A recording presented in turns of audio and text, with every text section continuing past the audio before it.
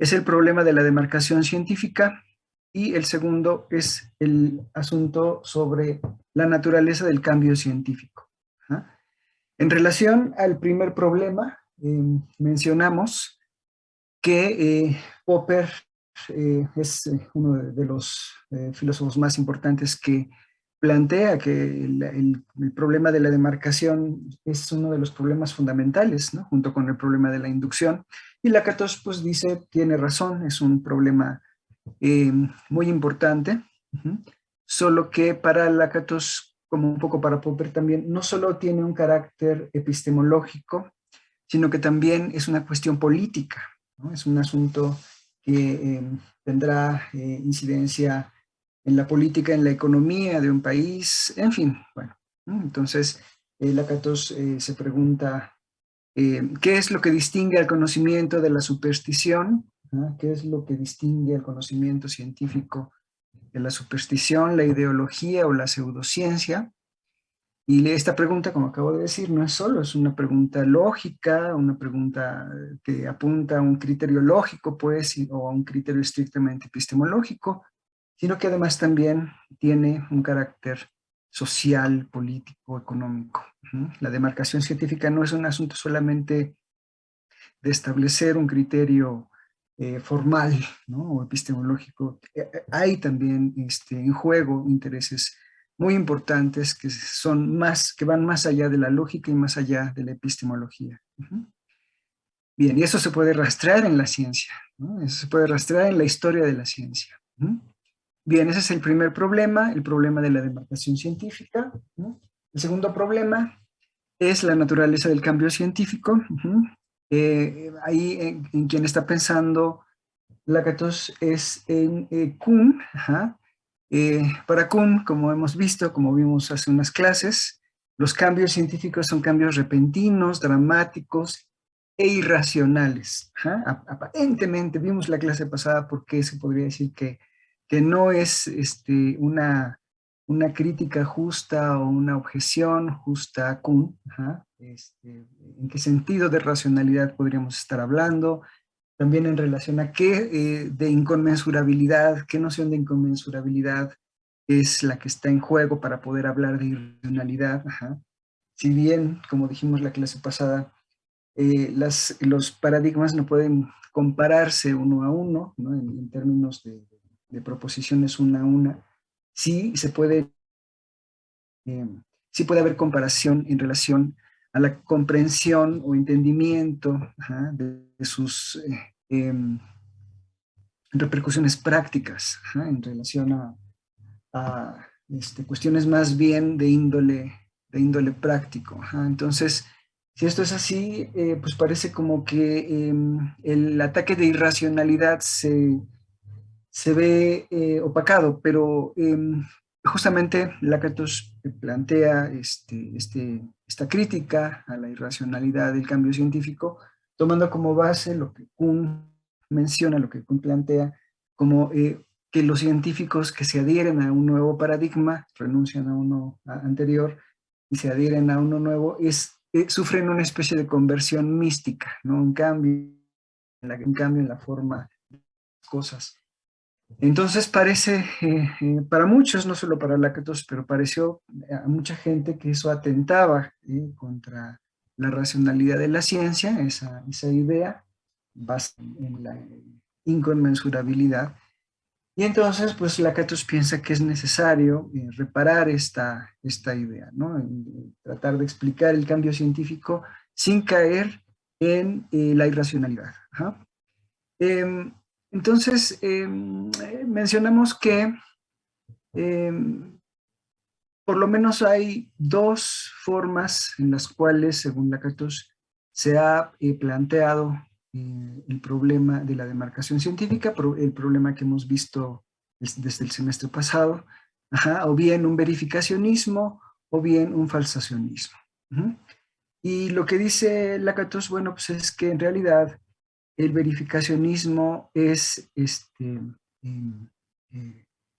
inaccesible, es incongruente, ¿no? Porque ninguna cantidad de evidencia a favor de una teoría podrá confirmar al 100% la teoría.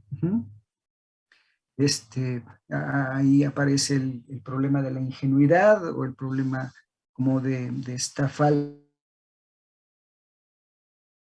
a que pues las leyes no pueden ser exhaustivamente verificadas por la experiencia. ¿Ah? Em, Tal como él piensa este problema, pues los positivistas lógicos tenían en mente algo como eso, ¿no? Que las leyes podrían ser eh, eh, verificadas en algún sentido por la experiencia a través de enunciados observacionales, pero pues ese problema, ese proyecto fracasó. Ajá, y también fracasó el proyecto de la lógica inductiva, el proyecto que iba a tratar de explicar cómo es que las leyes universales y necesarias podían tener una base empírica sólida, ¿no? A través de cierto tipo de reglas. Y entonces, bueno, pues a la luz de esta crisis del positivismo lógico, aparece algo que mencionamos también el semestre pasado, aparece la idea de que las leyes, si bien no pueden ser universales y necesarias, solo pueden ser probables. Y el empirismo lógico, a diferencia del positivismo lógico, pues señala ese camino, ¿no? Esa ruta permítanme, déjenme admitir a los chicos que están entrando, señala ese camino de, si bien no plantear que las leyes puedan ser universales y necesarias, si al menos pueden ser probables. Entonces aparece Popper, dice Lakatos, y les dice, ¿no? A esas posiciones que ni siquiera se puede hablar de probabilidad, ¿no? Que todas las teorías científicas empíricas tienen probabilidad igual a cero. Ajá, todas son falsables. Ajá, en fin, ¿no? Ninguna cantidad de evidencia es suficiente, ya sea 1000 veces, 1 millón de veces positivas, con una sola basta para refutarlas, ¿no? Entonces, pues, la idea de probabilidad matemática, la idea de probabilidad, eh, pues sí, entendida como frecuencia relativa, se problematiza, ¿no? A través de esta crisis, de esta crítica de Popper, ¿no? Y entonces lo que plantea el Lakatos es que aparece este otro criterio, el criterio de falsación, el criterio de falsabilidad, que parece un avance, ¿no? Que parece un paso adelante en relación a la forma anterior de entender pues el criterio de demarcación, que requiere por lo menos de dos cosas, ya lo acabo de decir: una base de hechos sólida, no una base de hechos no cambiante, de hechos firmes, los hechos mismos, las cosas mismas, los hechos brutos, una lógica inductiva, y pues eso es lo que requiere el verificacionismo, ¿no? Y por los dos lados fracasa, ¿no? Por los dos lados hay problemas. Como hemos visto en estas clases, la idea de una base sólida de hechos irrefutable, pues no tiene sentido a la luz de el problema del marco, ¿no? Que toda evidencia, toda observación está cargada de teoría. La carga teórica de la observación, pues plantea una, una crítica fuerte a la idea de que pueda haber una base de hechos sólida, inamovible. Y si esto es así, aunado al problema de la lógica inductiva de que no se pudo alcanzar un proyecto así, pues entonces el verificacionismo no tiene futuro. Ni siquiera en términos de la probabilidad, dijimos, porque Popper plantea esta crítica también de que no importa el número de instancias positivas, con una sola queda refutada una teoría, ¿no?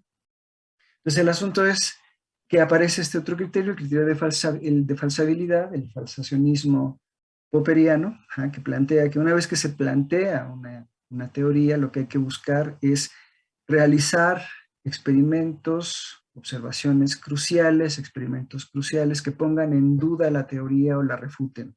Ajá. No tiene sentido verificar o intentar verificar la teoría, porque lo que vamos a encontrar pues, es pues, verificación por todas partes, dice Popper, o bien vamos a encontrar pues, falsos positivos, ajá, porque por más positivos que tengamos, ajá, si existe uno que no lo sea, que sea negativo, entonces nuestra teoría pues, quedará refutada y tendremos que rechazarla de inmediato, ¿no? Es también, según Lakatos, un paso adelante, porque no es dogmática respecto de la experiencia en ese sentido, no es que busque verificación, sino que plantea pues, algo muy fuerte, algo muy difícil para los científicos, la búsqueda de instancias refutadoras de su teoría, ¿no? La búsqueda de justamente experimentos que pongan a prueba, ¿no? Que la pongan a prueba. Y por otra parte, es un paso adelante también en relación a esa idea de la base teórica de observación, ¿no? La base de hechos estables. ¿Ja? Los positivistas lógicos tomaron de una forma muy eh, quizá acrítica la idea de los hechos mismos, de los hechos estables. Ajá. Y Popper, a diferencia de ellos, plantea que esa base de hechos es provisional, es falible y es aceptada únicamente por eh, convención. Entonces, incluso a nivel de las observaciones, como dice Popper, pues podemos estar equivocados, ¿no? Podemos estar equivocados respecto de lo que observamos, de esos hechos. ¿Ja? El marco siempre determinará lo que vemos. ¿Ja? Ahí aparece la idea de la carga teórica de la observación. Popper comulga con esta idea. Toda observación está dirigida, toda observación tiene un para qué, un hacia dónde, a un marco desde el cual es incluso posible la observación, pero a diferencia de lo que piensa Lakatos sobre el falsacionismo, un falsacionismo sofisticado, el falsacionismo de Popper sigue siendo ingenuo y sigue siendo hasta cierto punto dogmático. ¿Por qué? Bueno, pues porque en la medida en que tenemos una instancia refutadora, lo que debemos hacer, dice Lakatos, los científicos deben renunciar a la teoría. Y eso es incorrecto. Eso no ocurre realmente. Eso no pasa. En la historia de las ciencias, las teorías buscan sobrevivir, los científicos buscan mantener las teorías a pesar de las anomalías, a pesar de los datos en contra, a pesar de una cantidad de cosas que puedan pasarles a las teorías, buscan sostenerlas, afinarlas, y bueno, la idea es que para Popper lo racional, lo honesto científicamente, es una vez que tengo evidencia en contra de mi teoría, que yo mismo he puesto las condiciones para esa evidencia, debo renunciar a ella, ¿no? Debo renunciar a la teoría. Eso es lo racional, eso es lo honesto científicamente, eso es lo que se debe de hacer. Lakatos lo que hace es pues, revisar también la historia de las ciencias junto con Kuhn, ¿no?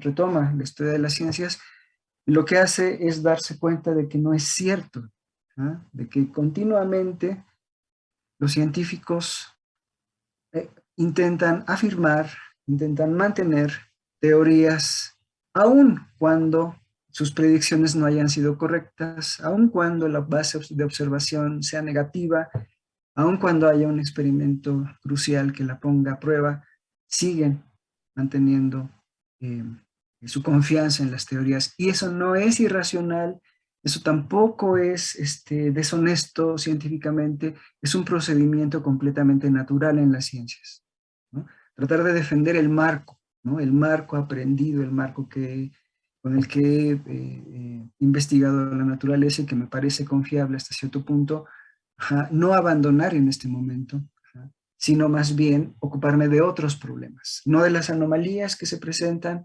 sino de otros problemas que parecen ser más importantes en este momento. Esas anomalías después tendrán alguna solución, se afinarán las herramientas. Por lo pronto, sigamos investigando y sigamos pues trabajando con la teoría. Entonces, ¿qué es en lo que está en contra de Popper? Dijimos la clase pasada, en contra de Popper está Lakatos respecto de la idea de que una vez que haya evidencia en contra de una teoría, sea necesario, o sea, honesto científicamente, abandonarla, rechazarla y buscar otras teorías. ¿No? Eso le parece a Lakatos que es incorrecto no solamente en la historia, sino también lógicamente. ¿No? No es un proceso racional. ¿No? Les comentaba, la clase pasada Popper probablemente habría respondido, ¿sí? Creo que así lo hizo de hecho, que lo que él estaba haciendo no era una investigación cómo de hecho los científicos se comportan, sino cómo deben comportarse, qué es lo que deben de hacer. Si ellos no se comportan de la forma que Popper plantea normativamente, pues es un problema, pero pues están siendo deshonestos e irracionales. ¿No?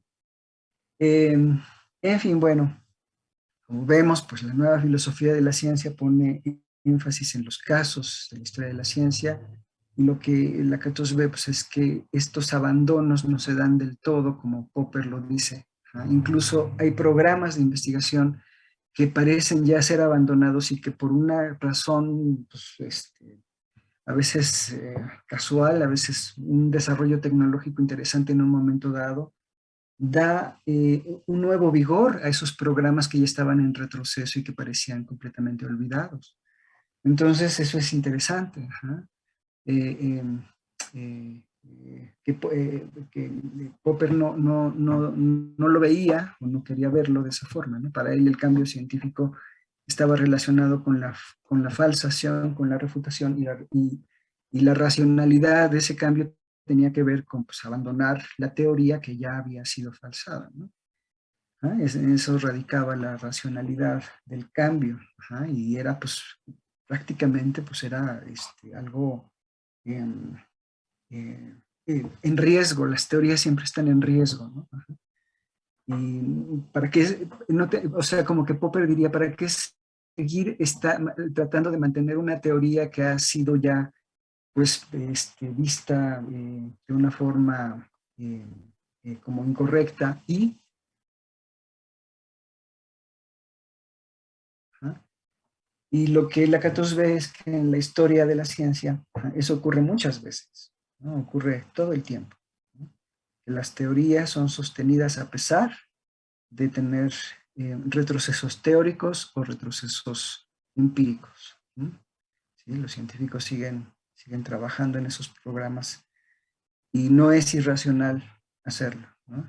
La confianza o la racionalidad estriba en que en algún momento estos programas puedan renovarse, vigorizarse, retomar predicciones exitosas y empíricamente verificables, ¿no? Empíricamente aceptables. ¿No? Entonces, bueno, eh, eh, es en contra de lo que está Lakatos de Popper, de Kuhn, lo que sí está a favor de él es que hay continuidad, de que esa continuidad existe, que las teorías no son abandonadas cuando hay anomalías, pero contra lo que está en relación a Kuhn es esa idea de que una vez que aparece este, un, otro paradigma que explica las anomalías y que traduce las anomalías como refutaciones, en ese momento aparece la inconmensurabilidad, una inconmensurabilidad entre un paradigma y otro, y al no haber punto de contacto, al no haber traducibilidad, al no haber semejanza en métodos, en ontología y en criterios epistemológicos, entonces pues parece que el cambio científico no es racional, ¿no? Entonces parece que el cambio científico no es algo que pueda expresarse, que pueda traducirse lógicamente. ¿No?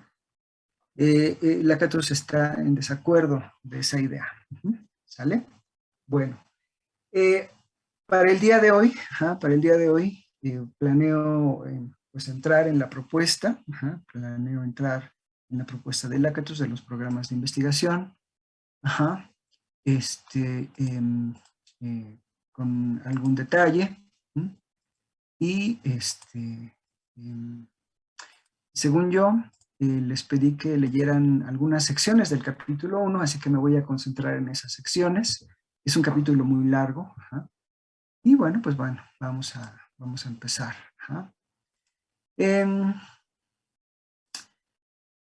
Bien, como pueden ver, como pudieron notar, desde la introducción se ve, ¿no? Y sobre todo en el capítulo 1, el estudio de Lakatos pues es una revisión crítica, es el resultado, es un desarrollo de una revisión crítica de las posiciones de Popper y Kuhn. Lo que Lakatos tiene en mente es la idea de reconstrucción racional de la ciencia o reconstrucción racional del cambio científico. Entonces, un poco lo que acabo de decir hace un momento ofrece un panorama como de una encrucijada o de un callejón sin salida, ¿no? En un momento dado, ¿no? O bien, los cambios en la ciencia son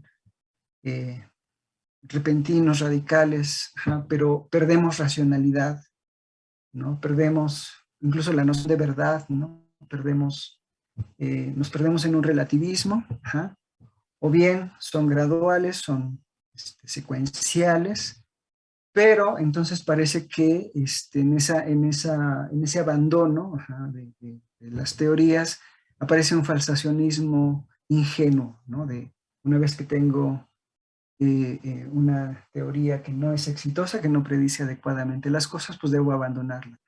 Y eso no es correcto, ¿no? Eso no es el caso en la historia de las ciencias. Pues parece que se ha llegado a una especie de encrucijada o de callejón sin salida. Explico de cierto modo las cosas, pierdo la racionalidad, explico de otro modo, y entonces lo que aparece es un desapego con la historia, ¿no? Un desapego con la práctica científica, ¿no? ¿De qué forma podríamos ofrecer una reconstrucción? Se pregunta Lakatos, ¿de qué forma podríamos ofrecer una reconstrucción de la racionalidad científica, del cambio científico, perdón, sin perder la racionalidad y sin despegarse, sin alejarse de las prácticas científicas? Parece que hay un momento, en este momento, después de Kuhn, en el que parece que o bien caes de un lado, o bien caes del otro, ¿no? O bien estás con los irracionalistas, ¿no? O bien estás con los racionalistas, pero fuera de la práctica, ¿no? Fuera pues sí, de la historia, ¿no? Entonces, la propuesta de Lakatos intenta resolver este problema, intenta ir más allá de esta encrucijada, salir de este callejón aparentemente sin salida, y plantear una propuesta que consiga explicar una reconstrucción del cambio científico sin perder racionalidad, sin perder la noción de racionalidad y conservando la idea de mm, nutrirse de la historia de las ciencias, nutrirse de las prácticas científicas, eh, eh, no tratando de prescribir de una forma a priori o separada, sino tratando de describir los procesos de acoplamiento, de sucesión, de desarrollo de las prácticas científicas, ¿no? Aquí probablemente es mucho más claro, creo yo, que en Kuhn, ¿no? Que la noción de práctica científica está en el centro de la discusión, ¿no? Si bien ya en Kuhn hay una idea muy importante de práctica científica, se afina en el estudio de Lakatos, en la medida en que pues esta noción tratará de pues, funcionar como el eje central, ya no la noción quizá tanto de paradigma, como algo que gobierna durante un periodo muy grande y luego hay un cambio radical, abrupto, y aparece otro paradigma, sino que los programas de investigación científica compiten continuamente. O sea, no hay un paradigma grande, sino que los programas de investigación científica aparecen continuamente en la práctica científica. Entonces, lo que observa Lakatos es un proceso mucho más complejo y mucho más fino, atrincherado en prácticas científicas, más que en mega o macro visiones de mundo, como visiones científicas de mundo como paradigma. Entonces, bien, esta investigación, la investigación de Lakatos, se desarrolla a un nivel metodológico e involucra una ontología y una epistemología específicas que intentaremos desarrollar a lo largo de estas clases. Como les decía, bueno, pues en Popper hay una explicación racionalista para el cambio científico, pues él admite que una vez que se han refutado las conjeturas, es racional eliminarlas y poner nuevas conjeturas igualmente arriesgadas en su lugar. Los problemas, como acabo de decir, es que el modelo popperiano, para explicar el cambio científico, a pesar de pretender ser racional, no describe la práctica científica efectiva. Lakatos defiende que es perfectamente racional que los científicos intenten defender sus teorías, aunque hayan sido refutadas antes de abandonarlas. Entonces, como decía yo la clase pasada, comentábamos la clase pasada, una cosa es refutar la teoría y otra cosa es abandonarla. ¿Sí? Ser patente que la teoría tiene problemas, ¿no? Teóricos y observacionales, otra cosa es abandonarla. Entonces, esa es la cuestión, ¿no? Lakatos hace esa distinción. Mientras que para Kuhn el cuestionamiento de un paradigma no se realiza desde una actitud racional, sino que siempre ocurre en los periodos de revolución y por ello la lógica es insuficiente. El cambio científico no puede describirse lógicamente, porque ocurre, como acabo de decir hace un momento, los periodos en donde hay revolución entre paradigmas, ¿no? Es decir, hay un cambio, hay una ruptura, y la ruptura no se puede describir, no se puede explicar lógicamente el cambio de un paradigma a otro. Siempre que los científicos se convierten de un paradigma a otro, dice Kuhn, lo hacen no con base en argumentos racionales y lógicos, sino con base en factores que muchas veces son extracientíficos. De manera que el cambio de un paradigma, como dice él mismo, parece ser una adhesión mística a un nuevo mundo, como cambiar de marco, de un momento a otro, y eso pues es como no se puede explicar lógicamente, solo se puede explicar místicamente, ¿no?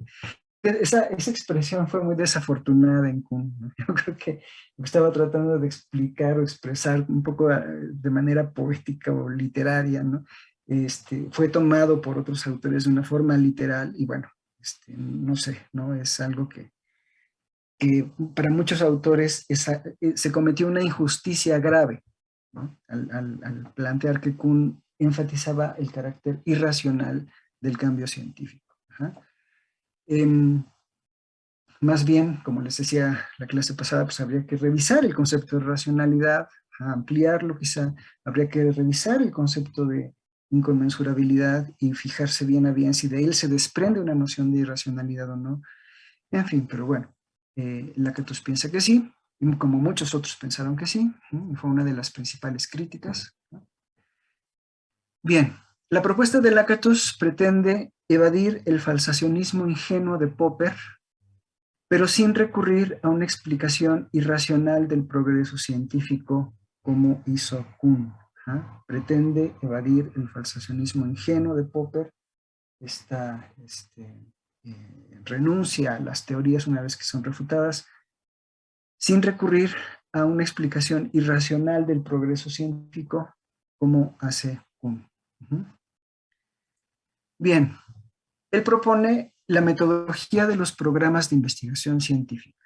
¿no? Los programas de investigación científica es una metodología, como otras metodologías que han aparecido en la historia de la filosofía de la ciencia. Es una metodología como la que tenían los positivistas lógicos, una metodología como la de Popper. Es un método para abordar el cambio, ¿no? El cambio científico. Lakatos piensa que esta metodología puede dar respuesta a los dos problemas centrales que son para él cruciales que hay que resolver, ¿no? El problema de la demarcación y la naturaleza del cambio científico. Con esta metodología él pretende responder esas dos preguntas, esos dos problemas, sin caer en la irracionalidad y sin caer en el desapego histórico, en el desapego, ¿no? En la independencia de las prácticas, en un estudio simplemente a priori, normativo, prescriptivo, sin vínculo con la acción, con la práctica efectiva. Bueno, Lakatos propone el modelo de los programas de investigación científica, que, para empezar, no consisten en una teoría, sino en un conjunto de teorías vinculadas entre sí. Una vez que una teoría, en vez de que una teoría individual sea falsable, que debamos rechazar en cuanto es refutada, tenemos más bien secuencias de teorías falsables caracterizadas por compartir un núcleo duro de tesis centrales que son irrefutables. Voy a decir ahora en qué sentido son irrefutables, o por lo menos que son resistentes a la refutación por razones metodológicas.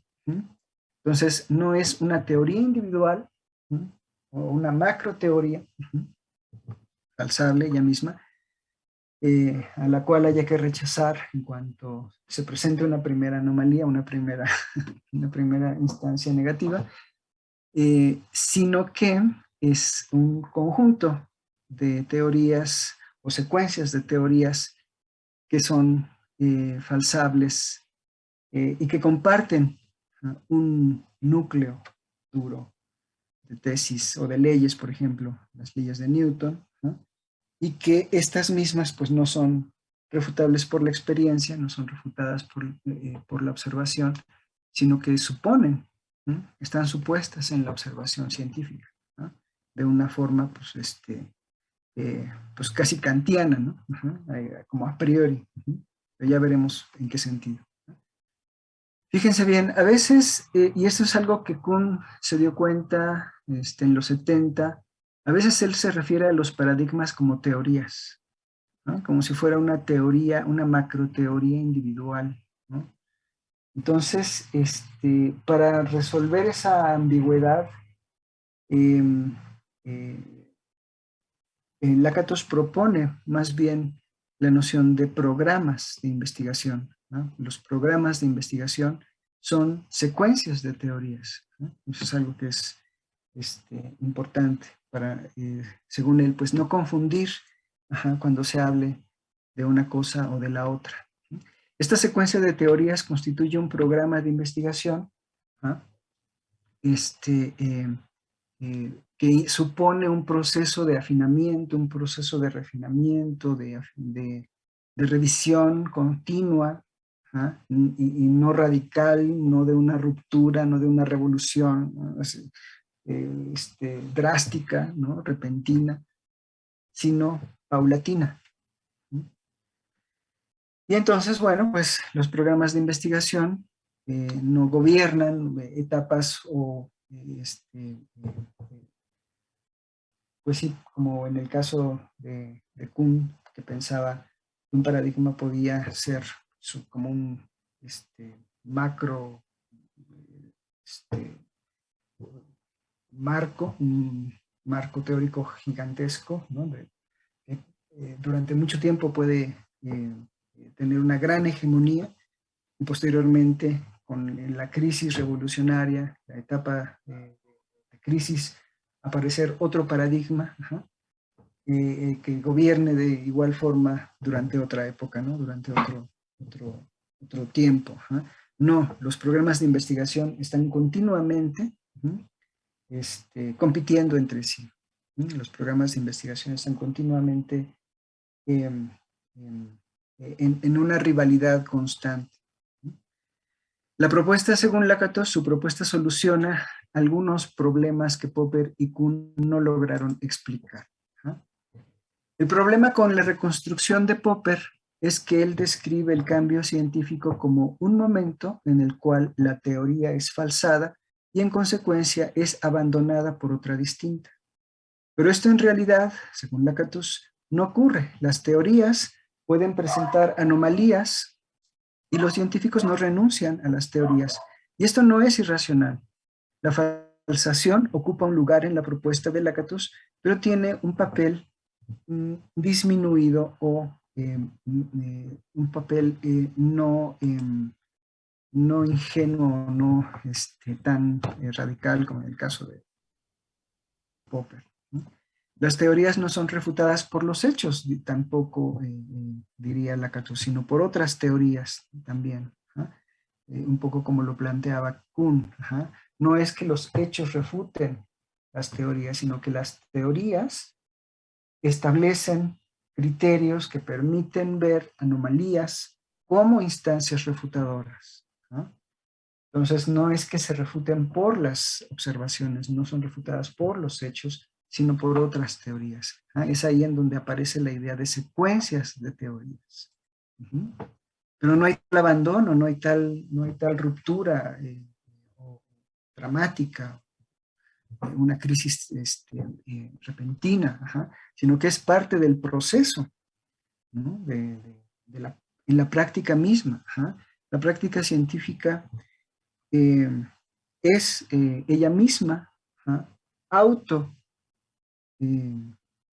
normativa, ¿no? Se está revisando todo el tiempo, ¿no? Entonces no es como si, un poco como decía Kuhn en la ciencia normal, que todo el mundo trabaja a favor del paradigma y no hay como una visión crítica, ¿no? No, es algo que Popper también pensaba que eso era una forma de entender la ciencia que era peligrosa. Lakatos observa que si bien sí hay un núcleo duro, un núcleo duro en los programas de investigación, conformado generalmente por las leyes que que le dan sentido a esa teoría, a ese programa. De todas formas, las prácticas que se llevan a cabo siguiendo ese núcleo duro no son dogmáticas, no son acríticas, no son ciegas, ¿no? Están continuamente afinándose, reafirmándose. Entonces ese periodo en donde parece que solamente hay como en el que Kuhn menciona que hay más bien un trabajo no de tratar de extender la ontología, sino más bien como de autoafirmación, ¿no? Como de reiteración, decíamos en un momento dado. Pues es una interpretación de Kuhn que no obedece a la práctica científica real, ¿no? Todo el tiempo es un proceso de revisión, ¿no? Todo el tiempo en la práctica científica los investigadores están revisando y siendo críticos. Ese periodo de ciencia normal pues en realidad no es conservador para Lakatos, ¿no? Es un proceso crítico todo el tiempo. Bien. ¿Cómo, les decía yo la semana pasada, cómo podríamos entender, él ofrece algunos ejemplos, pero cómo podríamos entender un poco la idea de los programas de investigación? A mí se me ocurría que un ejemplo, les decía yo la clase pasada, es pensar en el programa de investigación que dio pie a la predicción nunca antes esperada y nunca antes siquiera sospechada, ¿no? De huracanes y de categorías de los huracanes, ¿no? Es decir, les decía yo, bueno, nosotros ya nacimos en una época en donde pues en las noticias eventualmente en una cierta época nos dicen pues el sistema meteorológico del Atlántico, del Pacífico, y según sea el caso, predice que va a haber tantos huracanes, ¿no? Y viene, por ejemplo, próximamente viene uno de categoría tal, ¿no? Y dices tú, wow, ¿no? Nosotros ya nacimos en eso, con esa posibilidad, con esa información. Sin embargo, ¿no? Hace unas generaciones, ¿no? Eso era así como realmente, pues una idea muy novedosa, ¿no? Realmente era pues casi descabellado poder predecir trayectorias de huracanes, categorías, fuerzas, ¿no? Como por dónde iba a pegar, ¿no? Con qué fuerza, todo eso. Y para ello, ajá, lo que se implementó, bueno, pues fue una, una reunión de meteorólogos, de informáticos, de matemáticos, ajá, de modelizador, de gente que hace modelización. Ajá. Entonces lo que consiguieron, ajá, fue precisamente un programa de investigación que reúne estos elementos, ¿sí? Observaciones meteorológicas que están basadas en aparatos que están en el espacio, en el mar, ¿no? Gente que traduce esos datos, ¿no? Los vuelve modelos, ajá. En fin, ¿no? Entonces, es un programa de avanzada, fue un programa de avanzada, todavía lo es, ajá. Y pues mostró con claridad, ¿no? Creo yo, ¿no? Que no es, ¿cómo decirlo? No es que haya un paradigma específico para este programa de investigación, ¿no? Podríamos decir, el núcleo duro se reduce a una serie de leyes o de, afirmaciones teóricas acerca del comportamiento de, de fenómenos meteorológicos que han sido vistos en el pasado y que han tenido alguna forma de poderse modelar, ¿no? Eh, lo que fue muy importante, lo que sigue siendo muy importante, es que las predicciones que hacen son todavía pues, correctas, adecuadas, muy aproximadas a la realidad. Y pues la idea es esa, ¿no? Que reúnen una serie de teorías, ¿no? Que comparten un núcleo duro, ¿no? Y que se van afinando conforme va avanzando la práctica científica, ¿no? La práctica de predicción de huracanes, ¿no? Los modelos, como aparecieron en los 70, no se parecen en nada a los que hay ahora, ¿no? Los modelos de predicción de huracanes pues eran muy rudimentarios, ¿no? Pues ya pueden imaginarse, ¿no? Y actualmente se está trabajando ahora en uno tridimensional. Entonces, podemos decir que el programa de investigación ha avanzado, ha sufrido cambios, pero no ha habido una revolución radical, un abandono, una inconmensurabilidad teórica que haga pensar que los defensores no sé, de una forma de predicción basada en dos dimensiones, por ejemplo, no en tres, sino en dos dimensiones, o considerando cierto tipo de factores y no otros, ajá, no pueda ser algo explicado de una forma racional, ¿no? Sino que sí ha habido continuidad, ha habido un desarrollo, ha habido cambios paulatinos, ajá, que es un poco como lo que Kuhn enfatiza, no ha habido cambio, ha habido persistencia, ajá, de teorías, pero en lo que sí no está, en lo que sí no está a favor la Lakatos es de pensar que para que se entienda el cambio científico tiene que haber una ruptura radical ontológica, epistemológica, metodológica, etcétera, ¿no? En realidad no tendría por qué explicarse así. ¿Vale? Entonces la idea es que incluso a nivel de las leyes de Newton, incluso a nivel del modelo newtoniano y del modelo de Einstein, no podría plantearse tampoco una ruptura como la que está planteando Kuhn, ¿no? En realidad, la búsqueda de una nueva física históricamente obedece a 50 años, ¿no?, de que apareciera la teoría de la relatividad de Einstein, e incluso ya había habido otras apuestas de físicas distintas de la de Newton, ¿no? Entonces ya había una discusión, intereses, ya había pues propuestas incluso que pretendían plantear una física distinta, ¿no?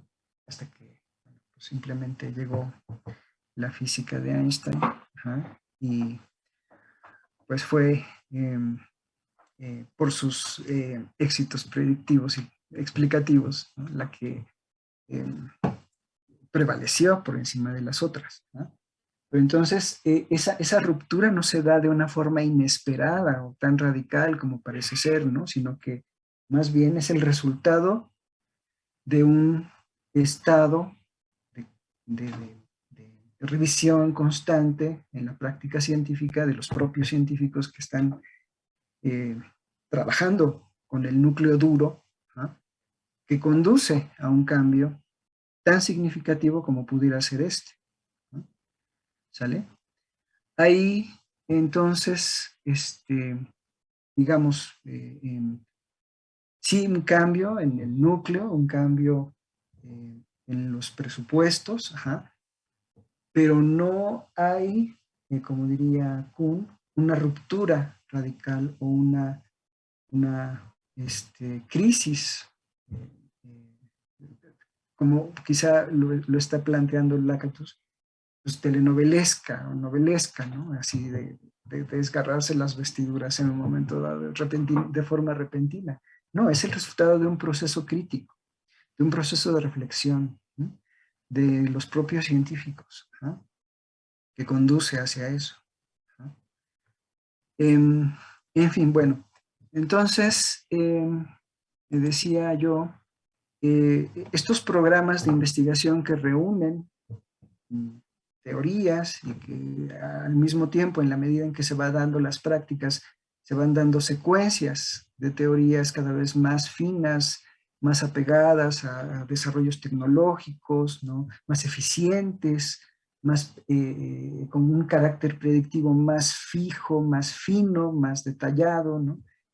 Es lo que hace que el programa de investigación sea progresivo, sea un programa eh, pues aceptado, robusto científicamente, ¿no?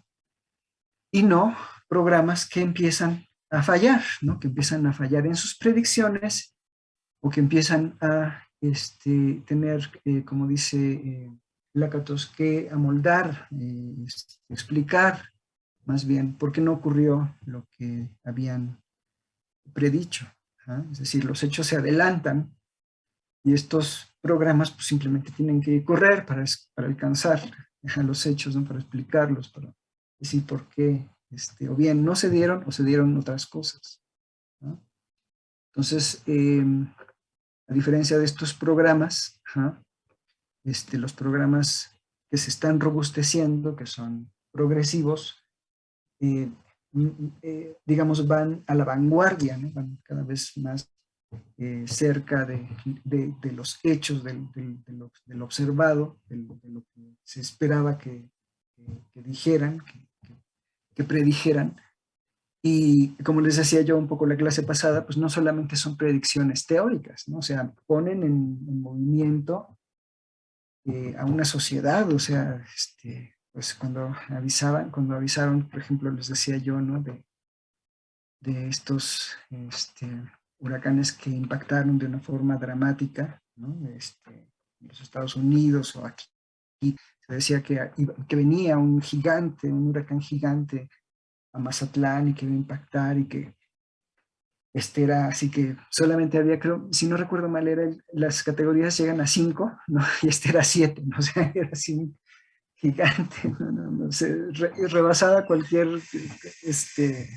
categoría de huracanes hasta ese momento. Y pues, ¿qué fue lo que ocurrió? Pues la población se movilizó, ¿no? Los gobiernos se movilizaron, el ejecutivo también dijo, pues hay que evacuar, o sea, ¿qué vamos a hacer? Entonces, tenemos unas horas, ¿va? Hay que hacer algo rápido, ¿no? Porque se pueden perder muchas vidas, ¿no? Es decir, no es una cuestión solamente teórica, ¿no? No es una cuestión solamente que afecte a los científicos o a la teoría, no, es algo que pone en marcha, que pone en movimiento, pues, ejecuciones concretas, ¿no? Este, eh, de, de implementación de planes de emergencia, por ejemplo, ¿no? Los planes de N3 y todo eso, ¿no? Entonces es muy importante, realmente, programas de investigación así, ¿ah? Que predicen erupciones, por ejemplo, o programas de investigación que predicen, eh, bueno, yo les decía en la clase pasada, no es que predigan sismos, pero ¿por qué no los predicen? Pues porque más bien lo que ocurre es que cuando suena la alerta sísmica es que ya está, ¿no? Está ocurriendo y viene hacia acá, ¿no? Entonces no es propiamente una predicción, es un aviso. No es, no es realmente una predicción, pero si hubiera, ¿no? Imagínense algo así, sería tan impactante como yo creo, les decía yo la clase pasada, sería tan impactante como lo que vivieron, pues a lo mejor nuestros abuelos, nuestros padres, cuando empezaron a ver que realmente había un programa de investigación que podía predecir huracanes, trayectorias e intensidades, ¿no? Entonces poder predecir, ¿no?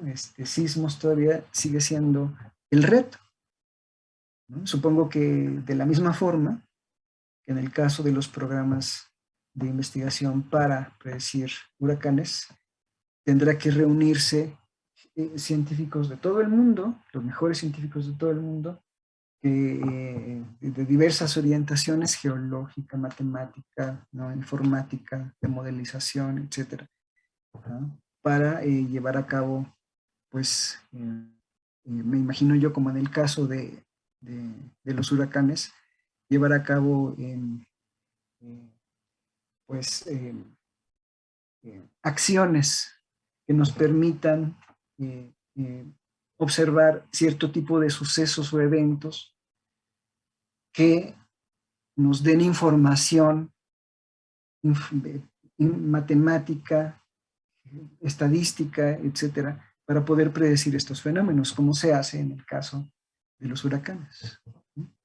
Hay sensores, lo sabemos, hay sensores que avisan, ¿no? Y que están conectados con con las alarmas sísmicas, pero en algún momento, no sé, pues eso es algo que se está trabajando, ¿no? En algún momento, a lo mejor podrá haber un desarrollo tecnológico importante que nos permita, pues, predecir en dónde puede haber un sismo con alguna probabilidad o mayor probabilidad y también su intensidad, ¿no? Si eso es algo que podremos ver, a lo mejor nosotros no, a lo mejor nuestros hijos, va a ser algo wow, ¿no? Así sorprendente, realmente sorprendente, ¿no? Impactante, ¿no? Por el momento no tenemos esa tecnología, como en algún momento no la tuvimos para predecir huracanes, ¿no? Como alguna vez en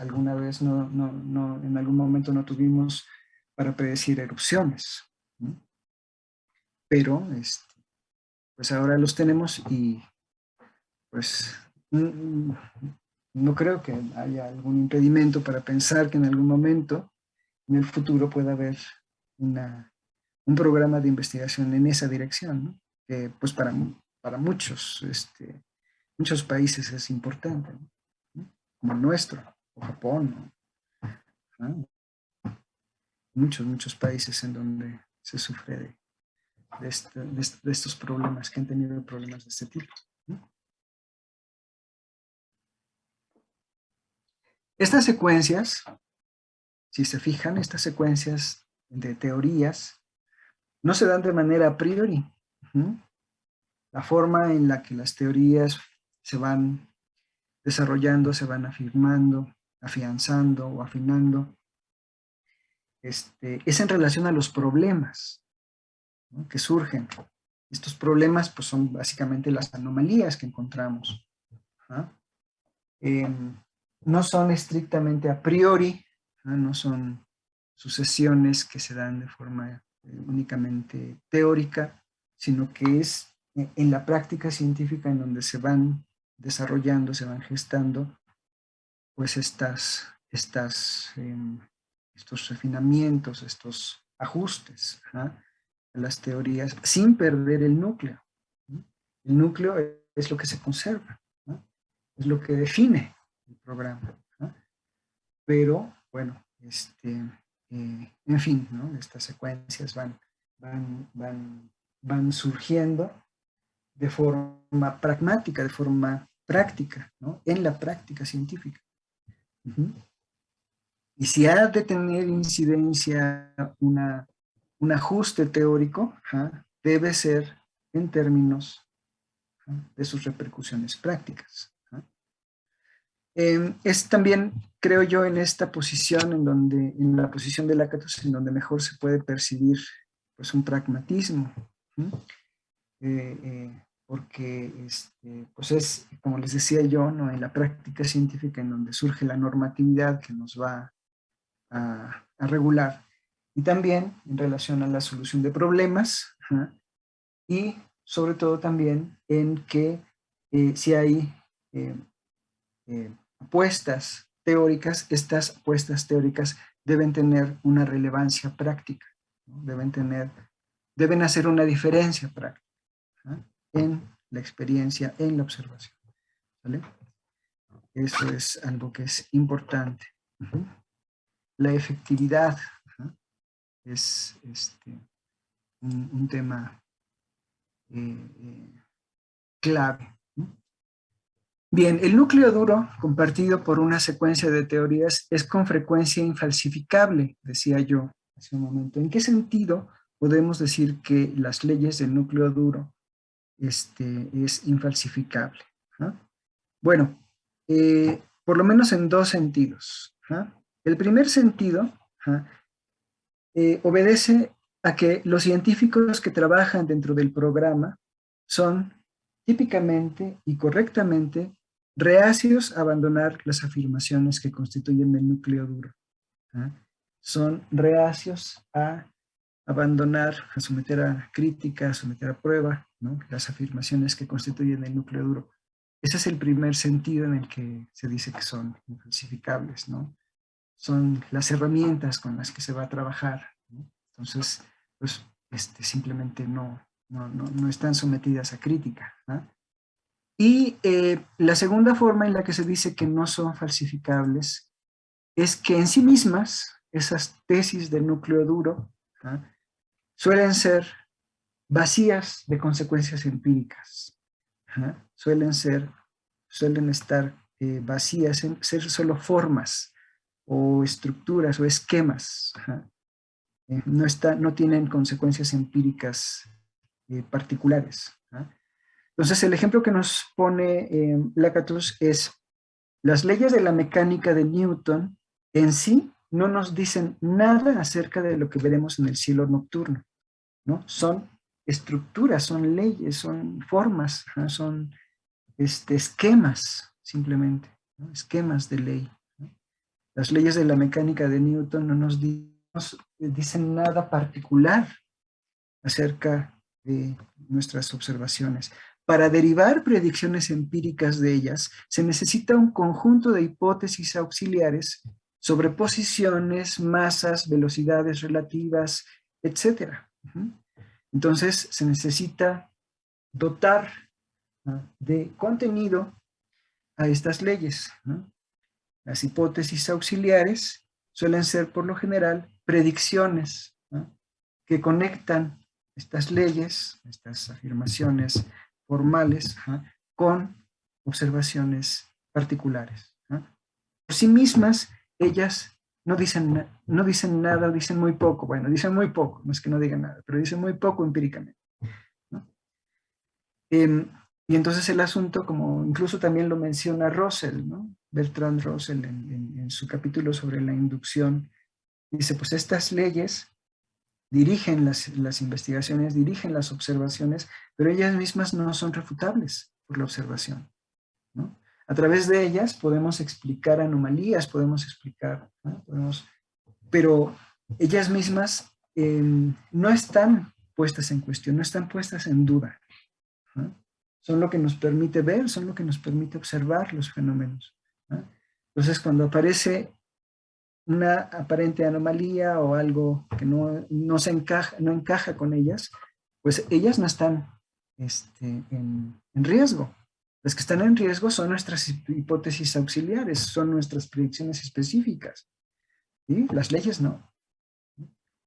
Prácticamente, dice Russell, pues las leyes no, en realidad no son refutables por la experiencia. Ese es un carácter que a Kant le parece tan importante de explicar, que genera pues, toda la crítica de la razón pura, ¿no?